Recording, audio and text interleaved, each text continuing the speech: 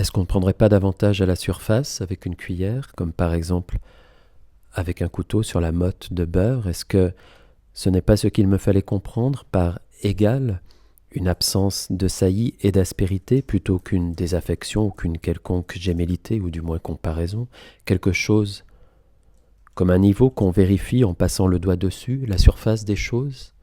On doit puiser avec une cuillère à la surface des choses. Mais puiser, le verbe implique une certaine profondeur, non? Une quantité seulement? Bon. Je devrais peut-être, changer d'instrument, de récipient, je veux dire, prendre autrement la mesure, par exemple, avec, je cite, la même certitude qui vous permet dans un état d'extrême fatigue de remplir un verre d'eau jusqu'au bord sans le faire déborder d'une goutte, ce que vous ne sauriez jamais faire en étant frais et dispos. J'ai porté la cuillère à mes lèvres, à la température du métal, au moins je peux dire maintenant s'il s'agissait ou non d'une métaphore. Tenez, comme à chaque gorgée on prend soin de garder le liquide en bouche pour en prolonger le plaisir du goût, veillant à ne pas avaler, pas avant d'avoir goûté, je roule cette phrase. Elle finira par s'imposer à mon esprit, à ces petits mouvements rudimentaires, comme si je l'avais dit le premier.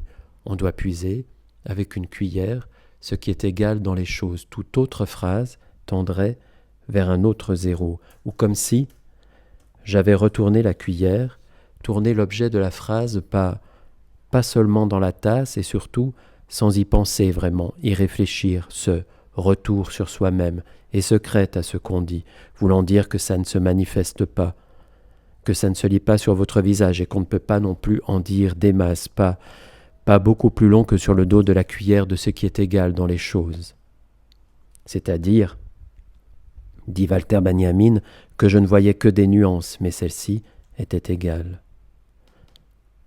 Pas beaucoup plus long non plus, en dire, que de cette silhouette évanouissante qui regarde, encore elle, vaguement ressemblante, cette silhouette que le démonstratif éloigne de moi. Que de l'objet le cas échéant, c'est-à-dire s'il s'agissait bien d'une métaphore, qui trempait en vrai là-dedans, ou de l'intention, qui remplissait le rôle de la cuillère, puisait à la surface. Qu'au contact des choses elles-mêmes prises séparément, en dire, les choses concurrentes, quels que soient les renseignements qu'on y puise, puiser étant prise ici dans son sens prégnant, un genre de puiser à l'eau, du moins si par à l'eau, par une interjection de ce genre, on veut bien entendre également une quête de sens. Des choses donc, pas beaucoup plus longues, qui, on aura beau regarder longtemps, trop, ou est-ce en réalité qu'on ne veut plus attendre, comme le dit encore Benjamin, deviennent, de siècle en siècle, plus étranges, je cite.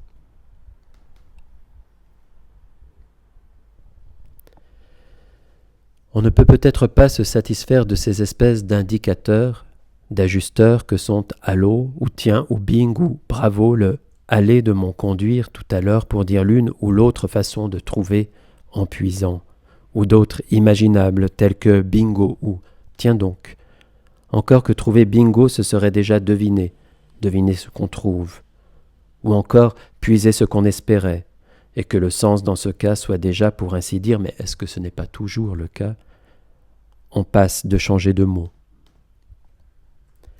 Bref, il faudrait peut-être, à l'instar de Wittgenstein qui, dans ses fiches, imagine d'inventer des verbes pour les différentes façons d'avoir l'intention de, des verbes voulant dire couver une intention ou encore la rouler dans sa tête, inventer un verbe pour cette façon de puiser avec une cuillère et, avec une cuillère, de puiser ce qui est égal.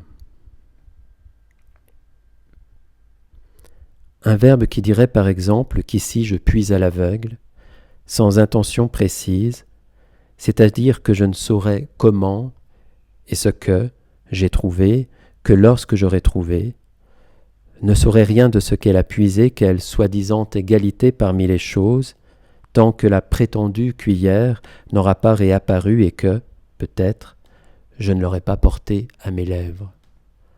À moins à moins qu'il n'ait jamais été question que de transvaser.